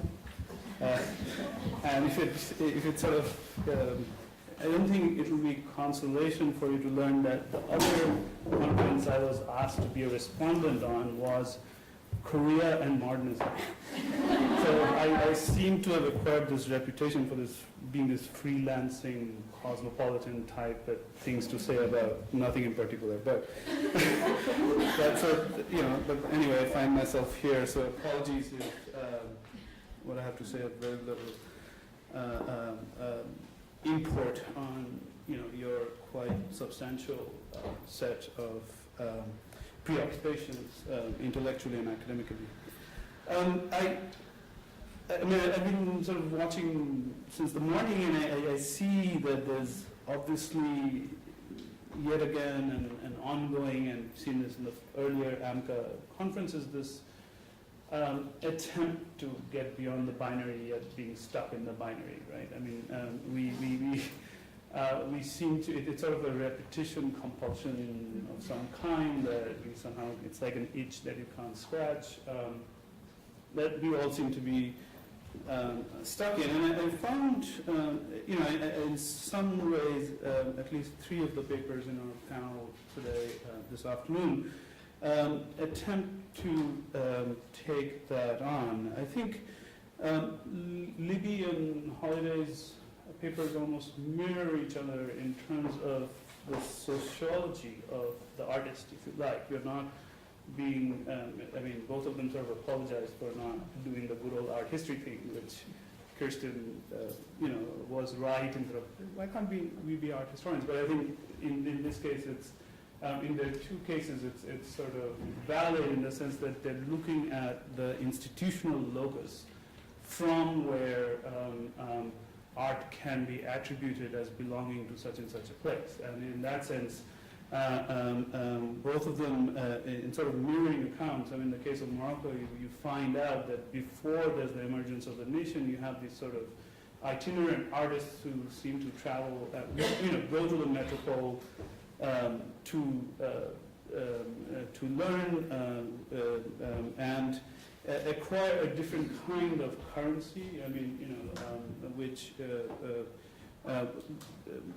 Which could be characterized in different forms. I think, Holliday, in your paper, this subsumption of art under the rubric of culture, such that the artist becomes a sort of almost an ethnographic specimen of the place that they're supposed to be from, and then becomes a sort of circulatory subject that can be almost traded across the different embassy shows, if you like.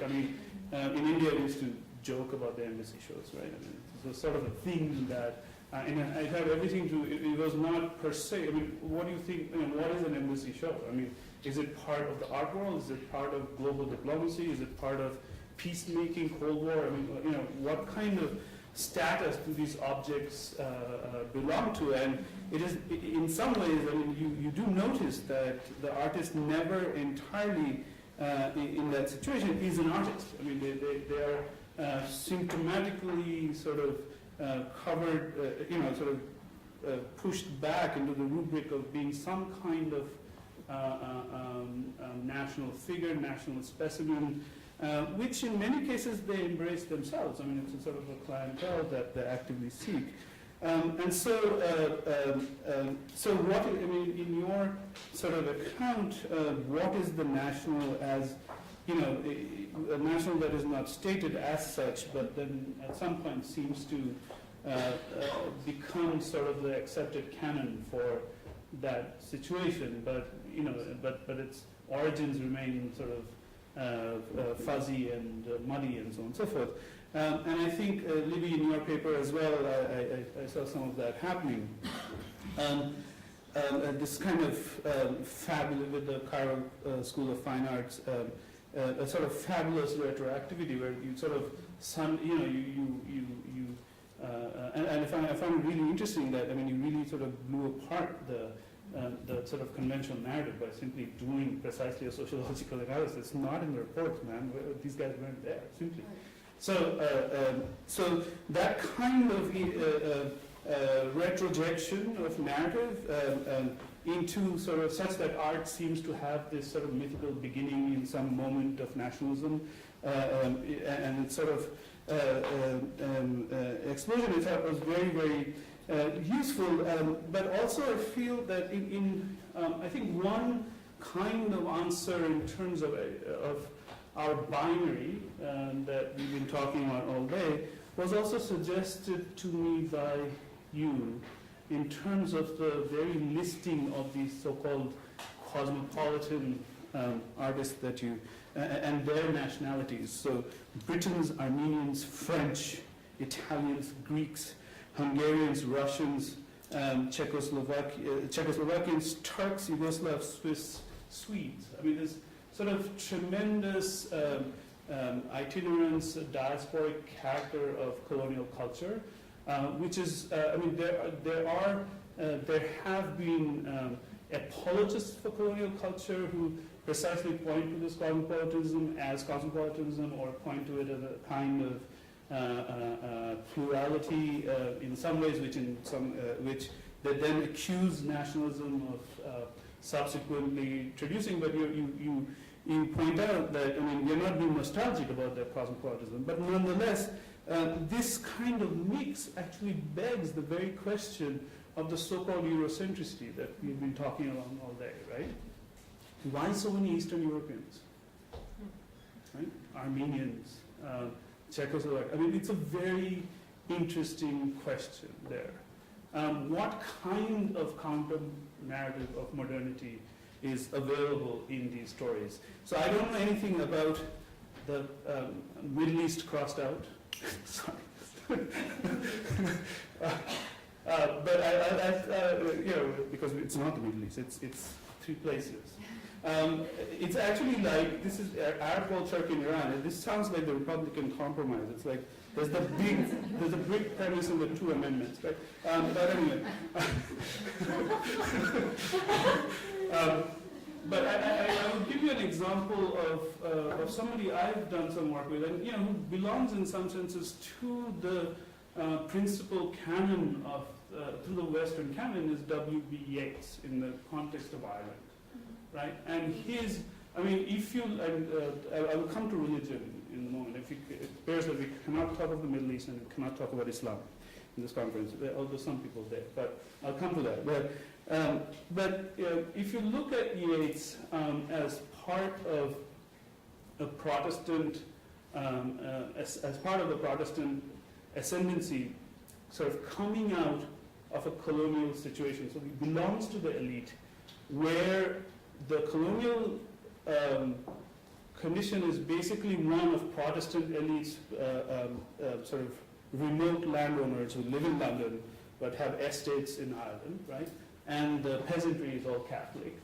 And so this difference between Protestant and Catholicism is translated into a comparison, into a distinction between Celtic culture and Romanesque culture, precisely to sort of de-theologize the difference, the key point of difference between colonizer and colonized, right?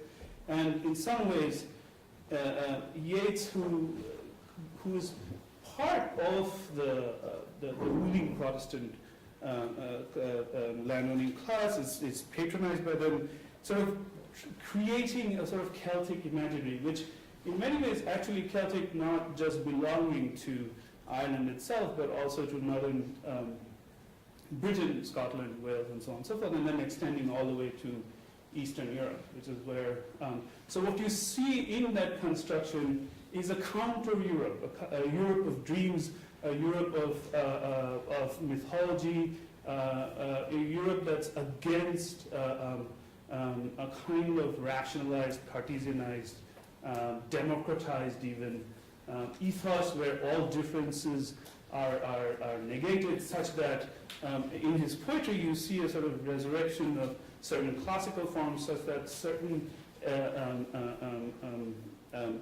distinctions in society are precisely protected, because for him that is the sort of anti-capitalist politics. Capitalism is a culture that negates all distinction, and therefore to sort of invoke these other cultures that have been subsumed by capitalism, and to sort of create a counter aesthetic, and to write a poetry both in formal terms and in content, becomes a kind of precisely the agenda. Why I mention Yeats is that with Yeats you can see, if you sort of link Yeats to different global figures, for instance, you can take Tagore in Bengal, or people in Japan and China. With all of these people, are sort of precisely in this sort of counter-colonial narrative where equally sort of cosmopolitan and global, but they didn't consider themselves cosmopolitan, right? So they're creating a sort of counter-cosmopolitanism, which is sort of taking, sort of linking itself on the underside of the so-called colonialism that exists, which they're trying to all debate. So all of these different situations, these sort of sub-situations, if you like, have a kind of sameness and difference. I mean, they all have their sense of complicity with the ruling power, but they also are trying to imagine an aesthetic that sort of seems to counter that precise complicity. I think it's about time that when we think about Europe versus its binary, we sort of now in some ways try and double that binary into other kinds of binaries that may have existed. For instance, attributions of rationality, attributions of certain kind of symbolic apparatuses that even many of these artists across the world actually found somewhat common to the colonizing culture, but actually shared and talked to each other to sort of create modes of practice, motifs, contexts that were equally in some ways transnational. I mean, if you take Yeats sort of talking about this Celtic, the Celtic is not located within Ireland alone. It's sort of this equally transnational field. And of course, the clear example in our case is to say Arab nationalism.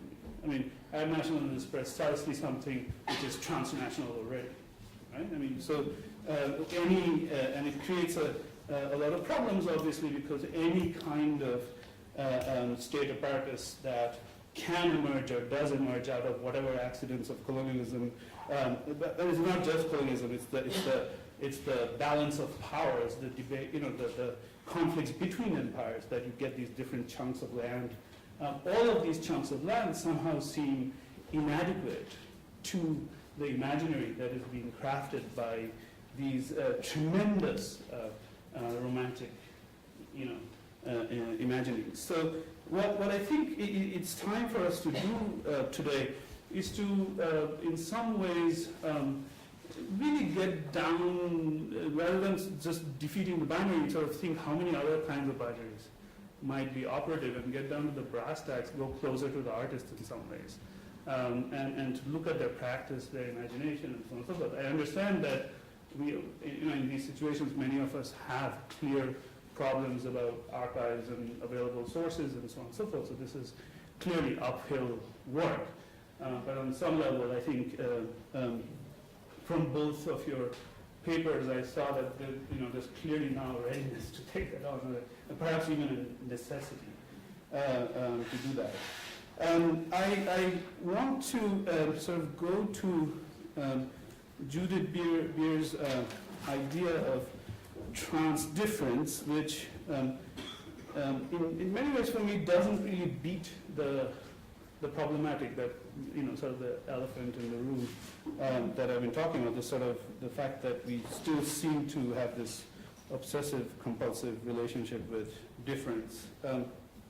But I found her paper quite fascinating in the sense that it sort of spoke to me of several former debates, and not all of them within the West. I can think of Magritte sort of abusing certain aspects of European artistic genealogy, or I can also think of Oleg Grabar's book from the 80s, the Ornament book, where he, what is it called? I forget. Mediation Ornament, right, where he sort of, putting Warhol, Mondrian, and then puppets like that next to each other, right? So it seems to me that merely repetition is not enough to warrant the definition of the ornamental. because the ornamental is itself a can of worms, right? I mean, is a geometry, I mean, this is again going back to Yeats perhaps, is a geometry, or Panofsky, is a geometry already a symbolic system, right? Or is it an abstraction, right? I mean, this was my big frustration with the abstraction show, that sort of vented to my poor students last semester at MoMA, where you go and see these paintings that are called abstraction, and I don't find any of them abstract. I'm sorry. And that's that person. That's the moon. You know, there's all. I mean, in other words, if you take abstraction as a purely geometricizing device, then it is doubtful whether any artist is abstract, or whether we can, in other words, ever have pure ornament, even if it's that carpet, which for all you know is a map of the cosmos, you know, on some level, right? This is telling us about how nature is constituted, right? Sorry, I've done some work on that, so that stuff I know something about. But so I wonder if in this situation merely repetitiveness does the job. I think there's a lot more that's going on in terms of symbolism here. Most importantly, the kind of symbol that is chosen, and I mean, this is where what is represented and what is not represented. I mean, the choice of pre-Islamic Egypt as the national, which is, of course, has a 20th century history, but this is not what is common currency. It's not common memory. This is something that is, if anything, is more Franco-centric. I mean, think of Vivant Denon and the Louvre and Napoleon's voyage to Egypt. I mean, this is a totally constituted colonial memory that, in some ways, the new emergent bourgeois sort of assumes as a national motif, and you can see this with Nasser. Obviously, this becomes a case, including the movement, the moving of the Aswan High Dam as the, sort of this great compensatory move, you know, in exchange for damming the Nile, which would, of course, like, you know, put a lot of peasants out of whack and so on and so forth. So the choice of, it seems to me, I mean, I may be going over well-known territory here from many of you, but it seems to me that this is hardly either a sort of common memory or an innocent choice. The clear attempt not to engage with Islam in this situation, as if this was memory, is for me deeply problematic. I cannot, I mean, and needs to be thought through. This is, I mean, in some ways we've been talking about Ataturk in the morning. We've been talking about the Pahlavis. The Pahlavis did the same thing with an Aryan past, right, as opposed to sort of the intermediate Islamic past. So what is symbolized? How is symbolism figured? I doubt if he could have taken any Islamic figure and put it next to Batman, for instance. It would be a whole other kind of worms. Right? So, you know, what is not represented as key is what is represented. I think if you remember, in Doha we talked about M.F. Hussein's painting of the Prophet, where he leaves the face blank, right? And this is absolutely critical. What can be represented, what cannot.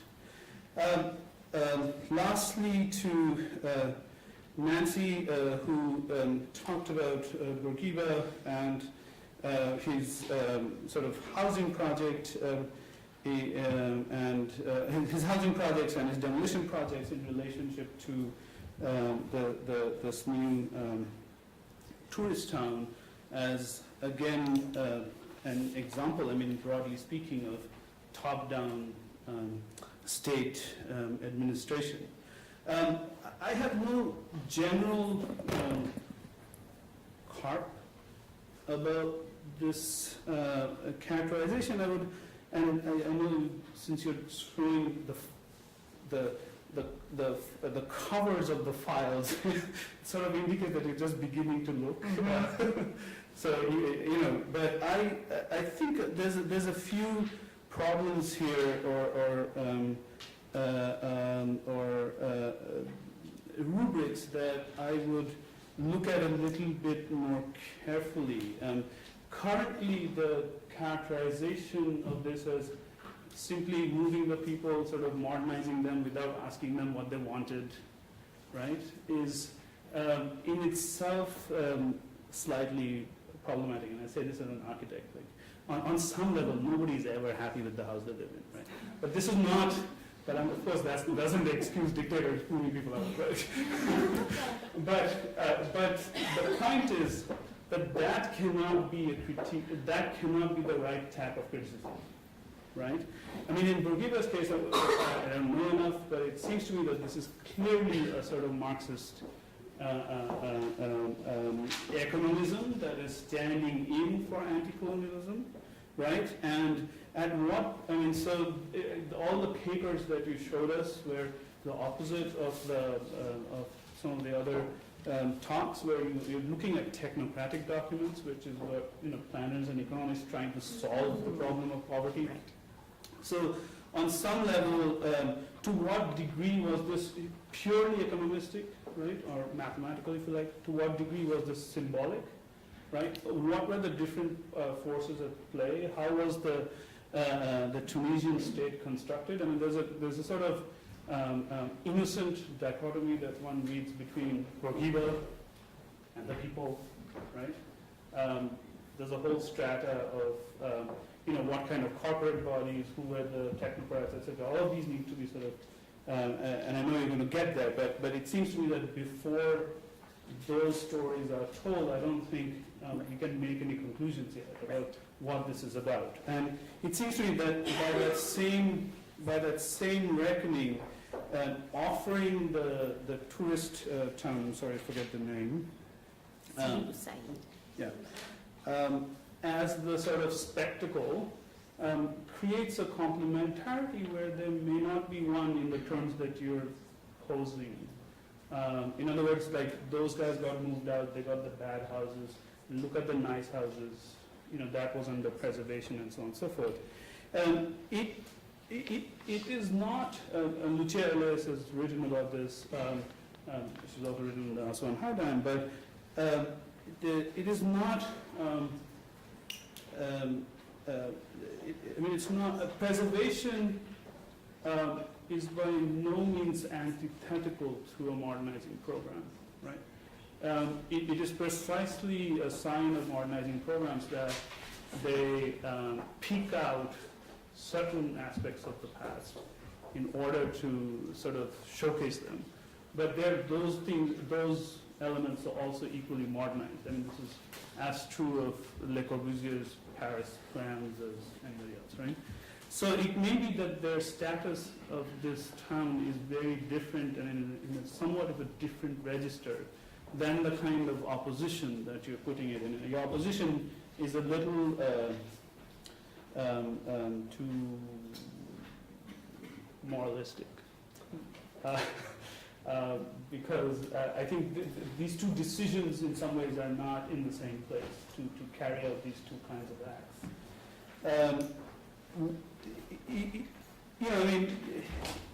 Anyway, I think I'll leave some time for discussion. But we can talk about technocracy until the cows come home and you won't get me tired. But that's precisely why I should shut up. Okay, thank you.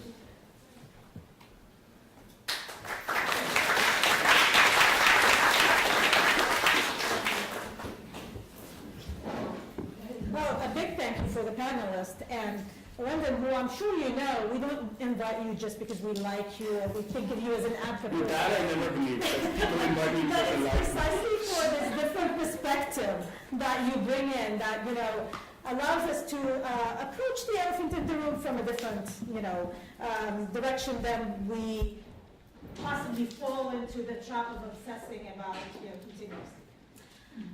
We do have, well, it's funny enough, we only have 7 minutes of questions. So, please, anyone has questions?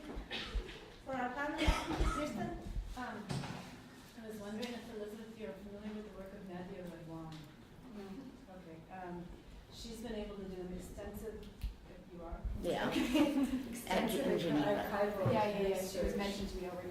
several Okay, times. so Yeah. that would be a Yes. serious source for you to look at, to think about the newspaper coverage, think about who was writing, even in the Francophone press, and their connection to like La Femme and a sort of French official program. Also to look at French official archives, where they're just going crazy because they can't figure out what their program should be.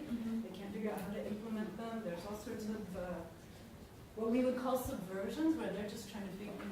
They don't know what to make of what people are doing. It's really complex, put it that way. And then I was just wondering, in the lists, when we say the person's Swedish or something, what does that mean at the beginning of the 19th century? Say somebody's Swedish, why attribute kind of solidity to them? To if there's got to be, I mean. I have an answer to that. It's actually the diplomatic record. I mean, this is because the British Secret Service is probably monitoring all of this. But that's not from the British. But that's not. This is when the Swedes Yeah, but stop being Danish. I mean, that's just one case. yeah, but you're right that many of these people like assume certain passports precisely in order to travel in the world. So, but the cover is diplomatic. So. But I'm not like how if we're trying to figure out who's participating, they become very clear categories that then are set off from Egyptians. Well, and it struck me when you said that this kind of shows the diasporic quality of colonial culture, that it also shows that this particular author was concerned to show diasporic quality of colonial culture, right? So more than just showing what was, he was celebrating this and solidifying these national categories by doing so. Right. So that's definitely part of the questions that need to be pushed further, both with regard to other forms of national identity, but also Egyptian national identity and what that actually means. Like I used the Arabic names as an indicator there, but there's so much more work to be done there, and that has to be nuanced to a much greater degree. To come up with that's not just how you get out of a binary, but just come up with other categories. Right, exactly, yeah. Wendy? Just really quickly in relation to that, one thing also to keep in mind is that a lot of people were from the place, but were had different ethnicities. And so I had trouble with the exact same thing with the Ottoman case of, is it somebody foreign or is it somebody, what does that mean? And at that time, are they considered foreign, or most likely they're not? Which is something really interesting. And that's why I qualified it there by saying people who would come to be considered in the second half of the 20th century as Egyptian. But I think that my vocabulary has to be much more nuanced as far as that goes. But it's a tricky thing to negotiate where exactly that happens, who comes to be considered to be Egyptian and to consider themselves as Egyptian. It's a much more complicated story also than the one that we usually get, in that it's not like, that 1952 happens and then suddenly there are only Arabs in Egypt. It took, that process is a lot more complicated and took a lot longer, so, as I'm sure you will.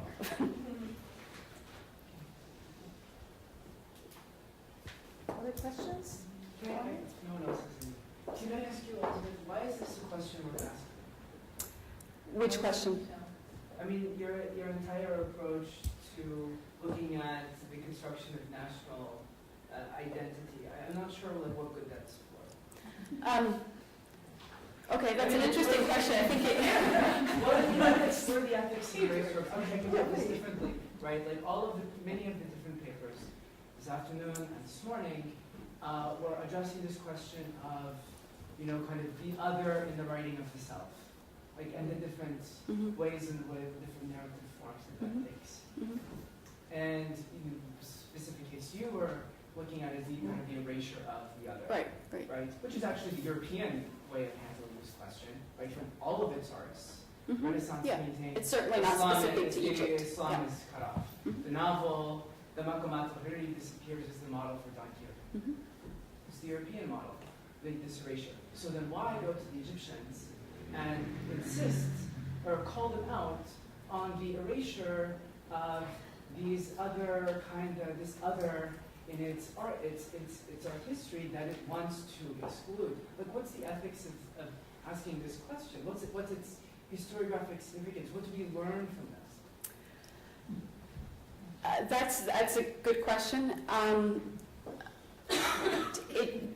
guess I would have to say to begin with that my starting point was coming at, being interested in looking at these artists in the first half of the 20th century. You could question that as a research project in and of itself, right, especially in an American academic context. But if we take that starting point as being a valid project, which supposedly on some level we all here present do. But we have to make that argument, right, in our respective. About why this interest in this field is relevant.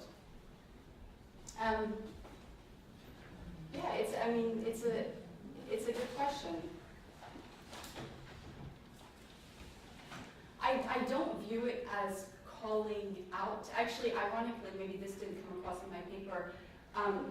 What part of what I'm trying to do is in some way to rehabilitate these sources from the second half of the 20th century that I often hear scholars dismissing as being exceedingly nationalistic accounts that don't have are just kind of praise this and draw an equivalency between national visual production and a national identity. And in a way, I feel like these stories need to actually be treated with a lot more respect and care than we tend to give them, and we need to look much closer at how they're constructed, which is not to say that we should exempt ourselves from doing the same with our own stories. I think that's probably what your concern is here, right? That I'm taking apart these stories to see when I realize I'm not doing a sufficiently similar thing to my own stories. Is that your? No, I'm just wondering why you think this is a question worth asking, right? Mm-hmm. What do you want? What should she be asking? She can ask whatever she wants, but I I mean, actually draw a parallel. If she did the paper earlier today, when she was discussing the rupture in Turkey with the 70s generation, and she popped up a couple of slides, and she passed very fast. She mentioned the name Sarkis, who exiled himself to Paris. Some came in as the, what is it? Conceptual art or in Turkey. She's not here, yeah? So she didn't mention the fact that he's of ethnic minority, yeah? It makes no difference if we're talking about progressive artists. But the fact that he is an Armenian, translates differently when he practices art, particularly in Turkey, yes? And the fact that he left also has to do something with that. So, what's better? I'm with you. You're contributing to a certain geography or transgeography, a certain aesthetic language. That's the ideal situation, but at the same time, if you don't mention it at all, there's something missing. If I may, I would just put it this way. It's one thing to deconstruct the grand narrative. It's another thing to get the empirical record slightly better. And it's worth doing at least that. Then we can figure out what the narratives that need to come. But getting the empirical record on the ground, that there were in fact these other hundreds of people that were in the picture, I mean, whether it be west or east, it doesn't matter. I think this brings up just one sort of bigger meta issue, is that often when one's addressing these issues, one has the problem of dealing with two meta-political situations. That is, one of them is you're dealing with the meta-politics of the region which you're in and the historiographies of that region. So you're dealing discursively within that country, within that discourse. And the same can be said for contemporary art practice as well. At the same time, you're addressing broader practices of how art history functions through global practices relating to the West. So in this case, you're really doing a critique of one, a critique of the other. That is, you're saying that Western art history hasn't been considered through its exclusions, which would be very legitimate. Therefore, why do it on a burgeoning art history, which in a sense has, the stakes are higher. But on the other hand, when you don't do that with these burgeoning art histories, then you're replicating the narratives of protective nationalism of don't put our dirty laundry out on the line kind of thing. And it's sort of like, I'm sort of in favor of everybody just dealing with their dirty laundry and recognizing that everybody has really, really, really dirty laundry out there.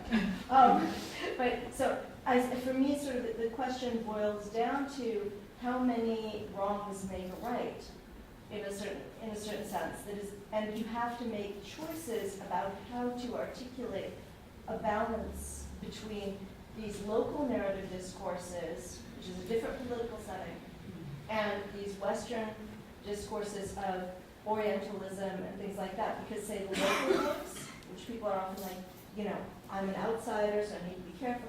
The local voice is often no more authentic or legitimate. And the outsider voice is often also, you know, no more legitimate because it's authentic. They're different voices with different stagings, different patterns of reception, different access to journals and so on, language and so on and so forth. So that's, yeah, in a sense, I sort of feel like that is a problematic in terms of the scholars situating themselves in terms of these discourses and receptions.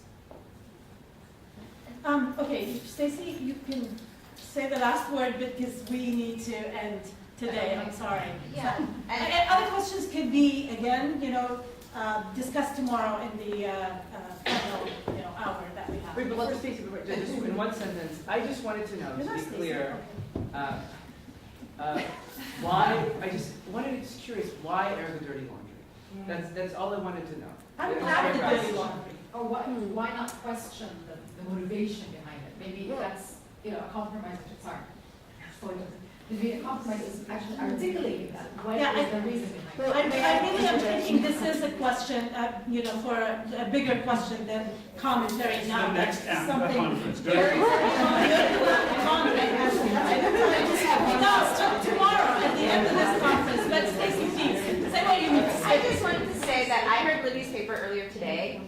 We test run each other's paper, and we're historians. And I mean, I think Libby and I are art historians, and there's sort of a mentalite that we want to set the stage. And when I hear Libby's paper, it's like she's trying to nuance a historical moment that just somehow gets bypassed. So it's not about a nationalist agenda, or it's trying to figure out through these different meta-narratives what kind of historical space was constructed that actually led to 1952. Not that 1952 Poznań was all wrong and it was exclusionary, but what were sort of the mentalite or the politics on the ground that led to that moment. And that's just how I... And I actually don't really like this use of the term dirty laundry. I mean, I understand why is this laundry so dirty? Like, why is it, you know, why? It's actually, it's just regular laundry, both clean and dirty. Well, I want to thank both panels, the morning panel, this panel, our great, as always, and as expected, discussants, Kirsten and Arundham. And for all of you who are here, and hopefully we'll see everyone at 10 a.m. tomorrow for the second half, and we can continue discussing laundry at the Kevorkian Center, not here. And we can continue discussing laundry, clean and dirty, and so on.